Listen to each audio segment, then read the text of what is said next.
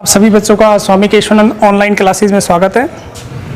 पिछली क्लास में हमने चर्चा करी थी मौर्य वंश की, जिसमें हमने अशोक पढ़ा था और अशोक के बाद उसके जो उत्तराधिकारी थे वो उनके बारे में पढ़ा, और एक हमने पढ़ा था शुंग वंश। अब उससे आगे हम बात करते हैं मौर्य प्रशासन की। तो मौर्य प्रशासन, मौर्य काल में जो प्रशासन था वो एक केंद्रीकृत प्रशासन था। केंद्रीकृत प्रशासन अर्थात जो प्रशासन का जो सर्वोच्च अधिकारी था या सर्वोच्च मुखिया था वो था सम्राट या राजा। सम्राट या राजा सर्वोच्च अधिकारी।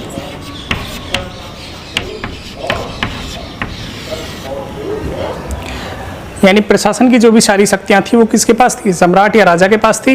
अर्थात केंद्रीकृत प्रशासन का जो सर्वोच्च अधिकारी था वो कौन था? सम्राट या राजा।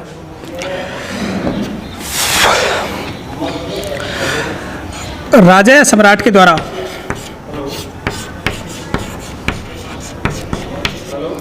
राजा या सम्राट के द्वारा पुरोहित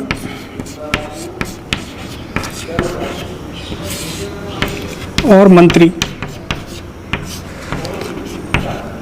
पुरोहित और मंत्री आदि की नियुक्ति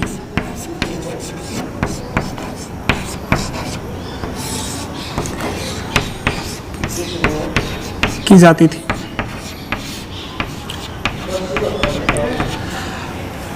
मंत्री और पुरोहितों की जो नियुक्ति करता था वो राजा या सम्राट करता था, और उसके लिए पुरोहित और मंत्री को कई परीक्षणों से गुजरना होता था। उनके चरित्र की जांच की जाती थी, तब जाके उन्हें मंत्री या पुरोहित नियुक्त किया जाता था।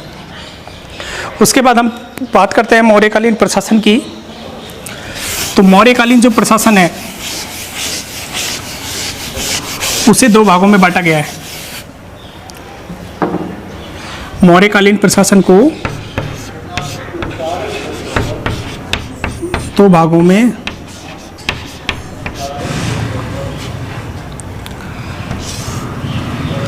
नंबर एक,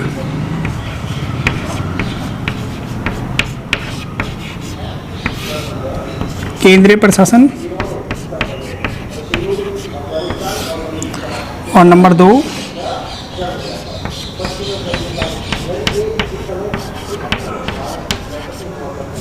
प्रांतीय प्रशासन।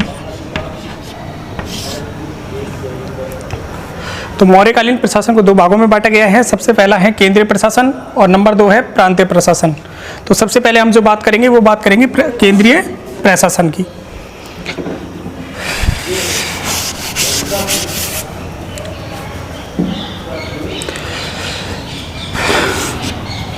केंद्रीय प्रशासन में केंद्रीय प्रशासन की जो जानकारी देती है वो एक पुस्तक जानकारी देती है, उसका नाम है अर्थशास्त्र। अर्थशास्त्र। और इस पुस्तक के लेखक हैं चाणक्य या कौटिल्य। चाणक्य या कौटिल्य। तो कौटिल्य की जो पुस्तक है अर्थशास्त्र वो हमें जानकारी देती है मौर्यकालीन प्रशासन की। तो चाणक्य या कौटिल्य की जो पुस्तक है उसमें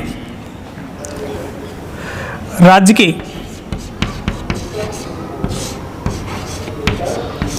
7 अंग बताए गए हैं। राज्य के 7 अंग बताए गए हैं। अब वो अंग कौन कौन से हैं? तो नंबर एक, सबसे पहला अंग है राजा। नंबर दो अंग है अमात्य। अमात्य बोला जाता है मंत्री को।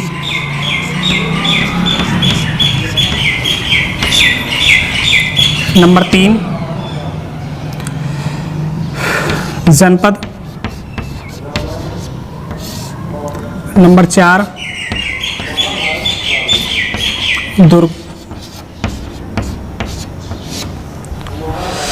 नंबर 5 सेना, नंबर 6 मित्र, मित्र का मतलब पड़ोसी देश, और नंबर 7 कोष अर्थात खजाना।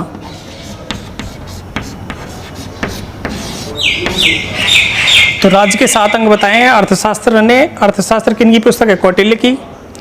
तो कौटिल्य ने राज्य के 7 अंग बताए। सबसे पहला जो अंग है वो है राजा, दूसरा अमात्य, अमात्य बोला जाता था मंत्री को, तीसरा है जनपद, जनपद का मतलब एक राज्य, चौथा दुर्ग, दुर्ग का मतलब किला, नंबर 5 उसकी सेना राज्य की, नंबर 6 मित्र, मित्र का मतलब पड़ोसी देश, और नंबर 7 है कोष, कोष का मतलब खजाना। उसके बाद आगे हम बात करते हैं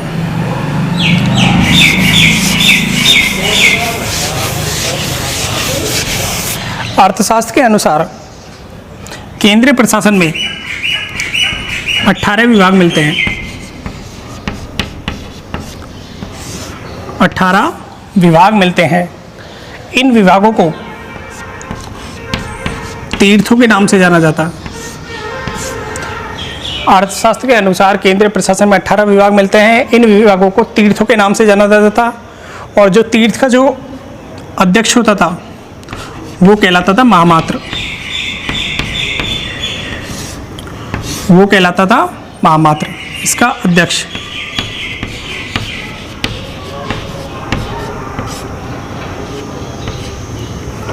तीर्थ का जो अध्यक्ष था वो महामात्र कहलाता था।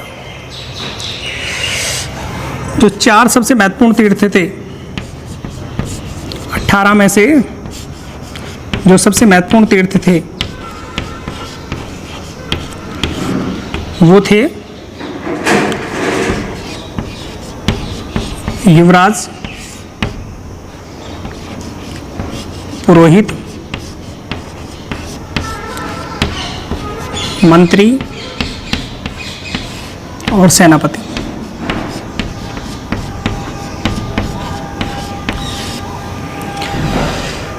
जो सबसे महत्वपूर्ण तीर्थ या विभाग थे उनमें थे युवराज, पुरोहित, मंत्री और सेनापति। तीर्थ क्या थे? तीर्थ जो 18 विभाग थे अर्थशास्त्र के अनुसार केंद्रीय प्रशासन के जो 18 विभाग थे वो तीर्थ कहलाते थे, और उनका जो अध्यक्ष होता था वो महामात्र कहलाता था। जो सर्वाधिक महत्वपूर्ण तीर्थ हैं वो थे युवराज, पुरोहित और मंत्री और सेनापति। इसके बाद हम बात करते हैं पदाधिकारियों की, कि केंद्रीय प्रशासन में कौन कौन से पदाधिकारी होते थे। तो सबसे पहला जो पदाधिकारी है वो था समाहर्ता।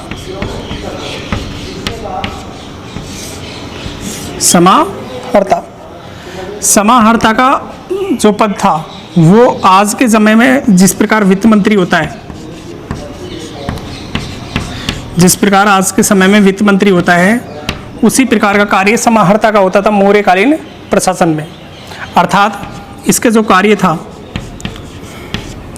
वो था राजस्व एकत्रित करना,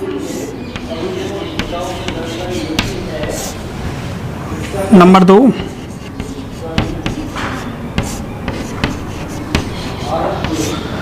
आय व्यय का ब्यौरा रखना, नंबर 3 वार्षिक बजट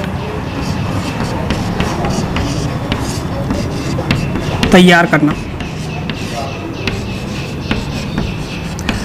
ये तीनों कार्य समाहर्ता के थे। समाहर्ता वित्त मंत्री की तरह कार्य करता था। उसके बाद जो अगला पदाधिकारी है वो है सन्निधाता अर्थात कोषाध्यक्ष।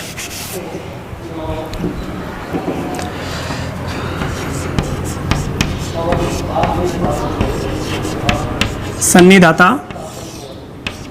अर्थात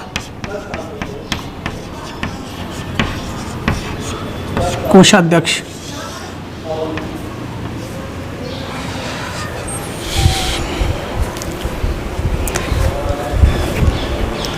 अर्थशास्त्र के अनुसार केंद्रीय प्रशासन में कुल विभागाध्यक्ष 26 होते थे। कुल विभागाध्यक्ष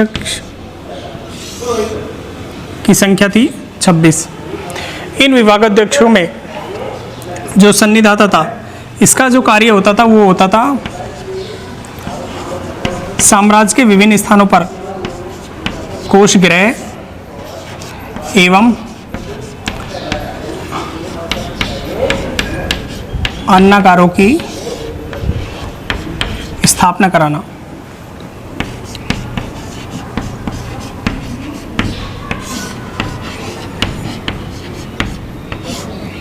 यानी साम्राज्य के विभिन्न स्थानों पर कोषगृह यानी अर्थात खजाने और अन्नागारों की स्थापना कराने का जो काम था वो था सन्निधाता का अर्थात कोषाध्यक्ष का। कोषाध्यक्ष की तरह ही मौर्यकालीन प्रशासन में जो केंद्रीय प्रशासन में उसमें 26 विभागाध्यक्ष होते थे। तो कोषाध्यक्ष के अलावा और मणिअध्यक्ष, ये व्यापार का अध्यक्ष होता था। सीताध्यक्ष,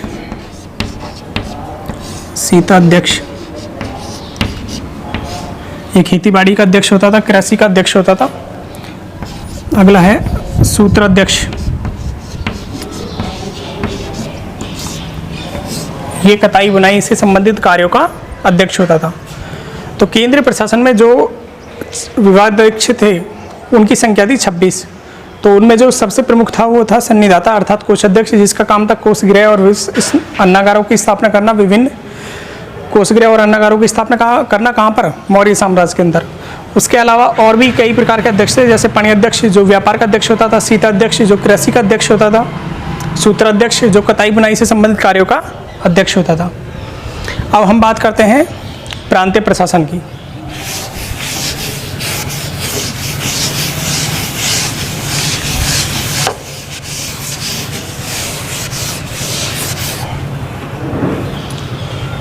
नंबर 2 है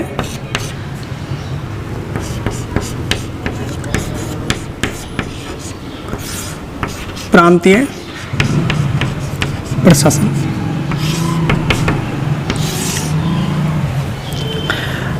अशोक ने अपने साम्राज्य को 5 प्रांतों में बांटा हुआ था।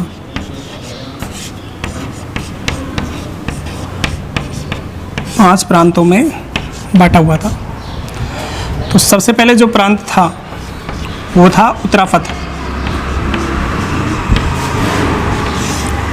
दूसरा दक्षिणापथ,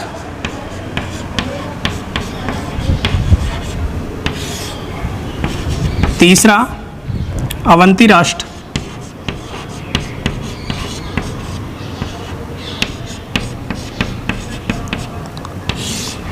चौथा मध्य देश,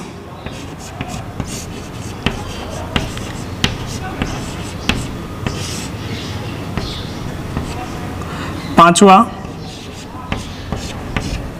कलिंग।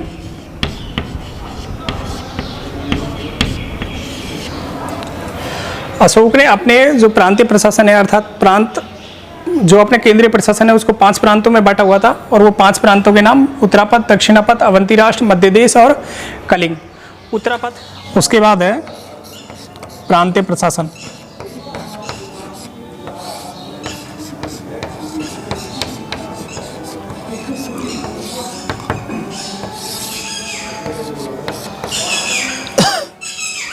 मौर्य काल में जो प्रांतीय प्रशासन था उसके अंतर्गत सम्राट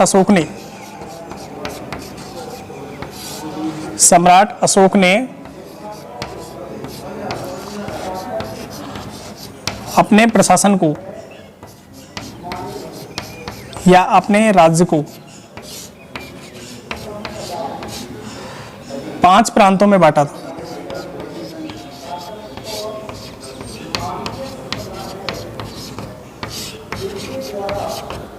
पांच प्रांतों में विभक्त किया। सबसे पहले जो प्रांत था वो था उत्तरापथ। दूसरा जो प्रांत था वो था दक्षिणापथ।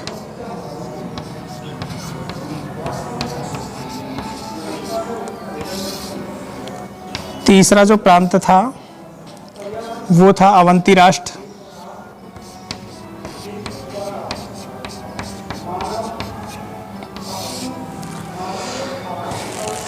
चौथा जो प्रांत था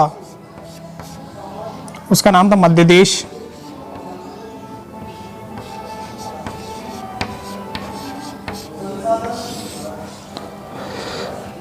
पांचवा प्रांत कलिंग।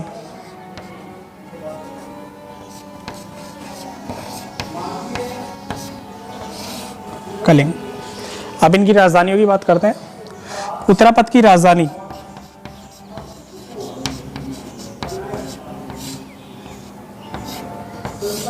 उत्तरापथ की जो राजधानी थी वो थी तक्षशिला।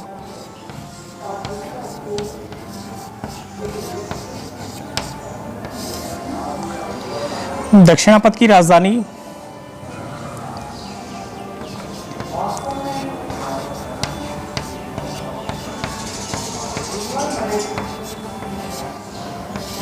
सुवर्णगिरी। अवंती राष्ट्र की राजधानी थी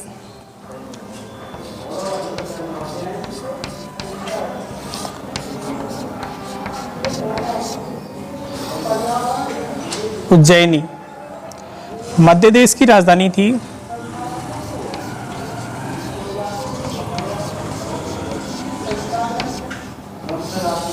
पाटलिपुत्र। और कलिंग, जिस पर तो अशोक ने अपने राज्याभिषेक के 8वें वर्ष में आक्रमण करके उसको जीत लिया था, अर्थात 261 ईसा पूर्व में। उसके बाद कलिंग को जीतने के बाद उसने जो उसकी राजधानी बनाई वो बनाई थी तोशली। तोशली। तो अशोक ने अपने प्रशासन को 5 प्रांतों में विभक्त किया। सबसे पहला उत्तरापथ, दक्षिणापथ, अवंती राष्ट्र, मध्य देश और कलिंग। उत्तरापथ की जो राजधानी थी वो थी तक्षशिला। दक्षिणापथ की राजधानी सुवर्णगिरी। अवंती राष्ट्र की राजधानी उज्जैनी और मध्य देश की राजधानी पाटलिपुत्र। और कलिंग जो राज था उसकी राजधानी थी तोशली। अब उससे आगे बात करते हैं हम।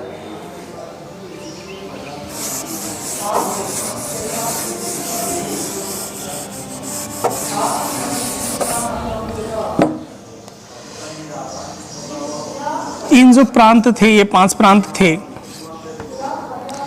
इनका जो अधिकारी होता था वो होता था आर्यपुत्र। यानी प्रांतों में प्रशासन चलाने का जो जिम्मा होता था वो आर्यपुत्र नामक पदाधिकारी या जो राजवंशीय राजकुमार होते थे, राजवंशीय कुमार, अर्थात राजा के जो बेटे होते थे उनको प्रांतों का शासन चलाने को दिया जाता था। अगर राजा के कोई बेटा नहीं था तो उसकी जगह जो नियुक्त किया जाता था उस पदाधिकारी का नाम है आर्यपुत्र। दूसरी हम बात करें प्रांतों को जो बंटवारा किया गया है, प्रांतों को बांटा गया था विषयों में। विषय यानी प्रांतों से जो छोटी इकाई थी वो थी विषय, और इस विषय का जो सर्वोच्च अधिकारी होता था उसे बोला जाता था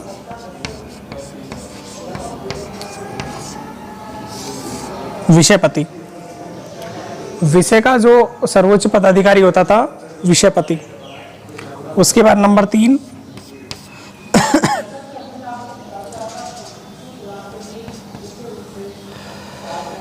विषयों को जो बांटा गया था वो बांटा गया था जिलों में। इसका जो पदाधिकारी होता था सर्वोच्च, उसको बोला जाता था स्थानिक। स्थानिक। और जिलों का जो बंटवारा किया गया था वो किया गया था 10 गांवों के समूह। 10 गांवों का एक समूह बनाया गया।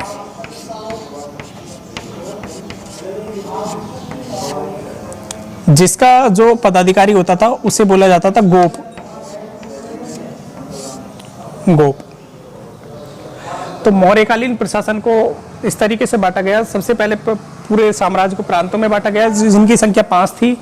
उनका जो पदाधिकारी होता था वो आर्यपुत्र या राजवंशीय कुमार होते थे। नंबर 2, प्रांतों को बांटा गया था विषयों में। विषयों का जो सर्वोच्च पदाधिकारी होता था वो होता था विषयपति। विषयों को बांटा गया था जिलों में। जिले का जो सर्वोच्च पदाधिकारी होता था वो था स्थानिक। और जिलों को यानी जो सबसे छोटी इकाई थी वो थी गांवों का एक समूह, और उसमें गांव लिए जाते थे 10 गांव, और 10 गांवों का जो पदाधिकारी होता था उसे बोला जाता था गोप। अब आगे हम बात करते हैं नगरीय व्यवस्था की।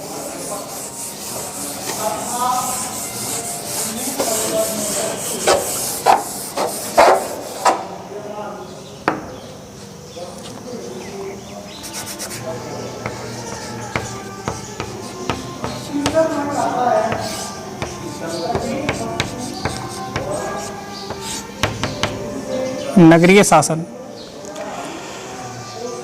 नगरों में शासन व्यवस्था चलाने की जो जिम्मेदारी होती थी वो 30 सदस्यों का एक मंडल होता था। 30 सदस्यों का एक मंडल।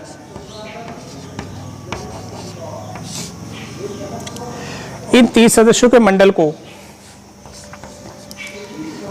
6 समितियों में विभक्त किया गया था।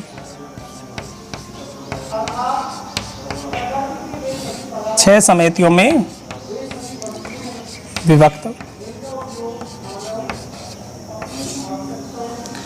यानी नगरीय व्यवस्था या नगरीय शासन चलाने के लिए 30 सदस्यों का एक मंडल चुना जाता था। और वो 30 सदस्यों का मंडल कितनी समिति में विभक्त था?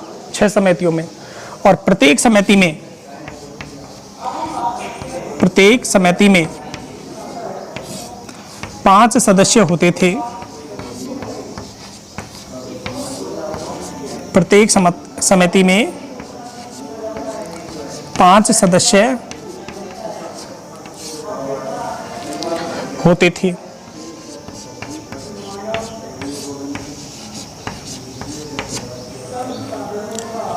ये हो गया नगरीय शासन। इसके बाद हम बात करते हैं सैन्य प्रबंधन की, कि मौर्यकालीन प्रशासन में सैन्य प्रबंध किस प्रकार किया गया था।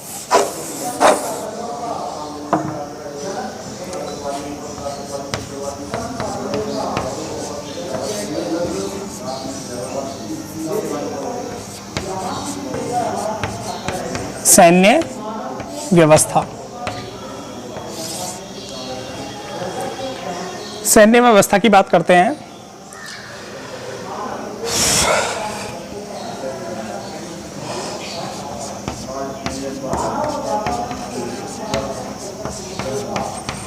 मेगास्थनीज के अनुसार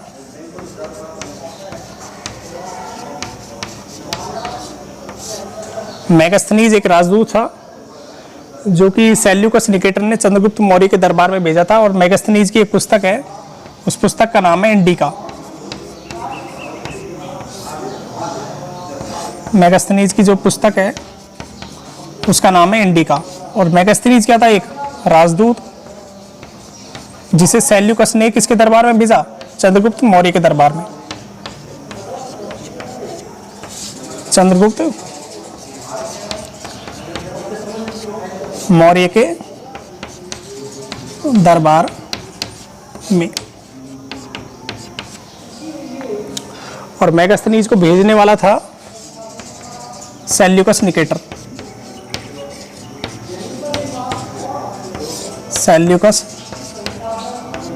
निकेटर। तो मेगास्थनीज ने एक पुस्तक लिखी है, उस पुस्तक का नाम है इंडिका। तो इंडिका के अनुसार उस समय चंद्रगुप्त मौर्य के पास लगभग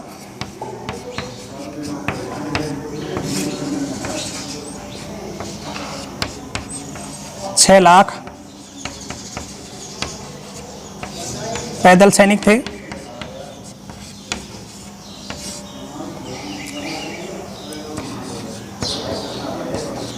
50,000 अश्वारोही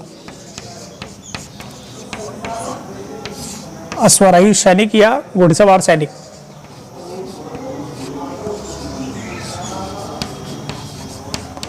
घुड़सवार सैनिक।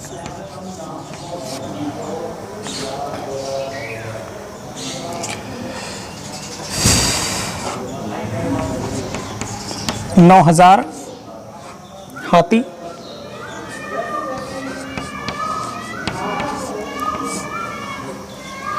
और 800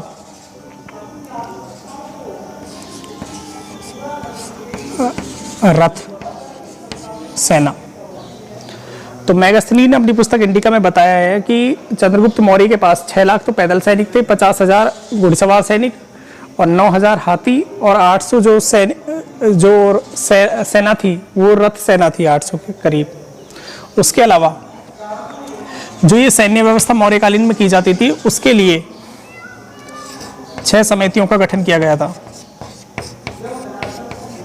6 समितियों का गठन।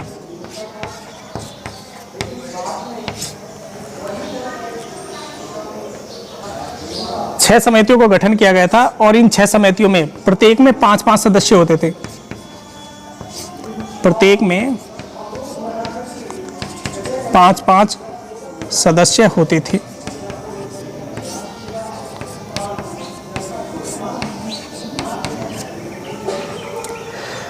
ये 6 समितियां सेना के 5 विभाग की देखरेख करती थी।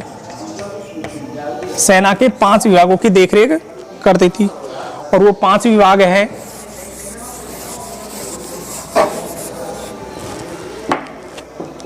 नंबर 1 पैदल सेना,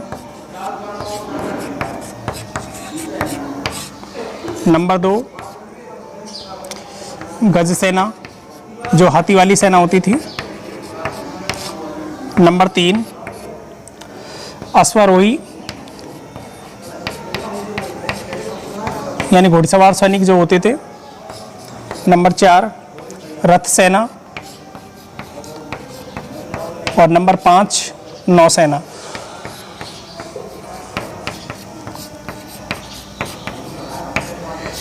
इस सैन्य प्रबंध की जो देखरेख करता था यानी प्रबंध को व्यवस्था करता था उस अधिकारी का नाम होता था अंतपाल। यानी सैन्य प्रबंध की देखरेख करने वाला जो अधिकारी होता था उसे बोला जाता था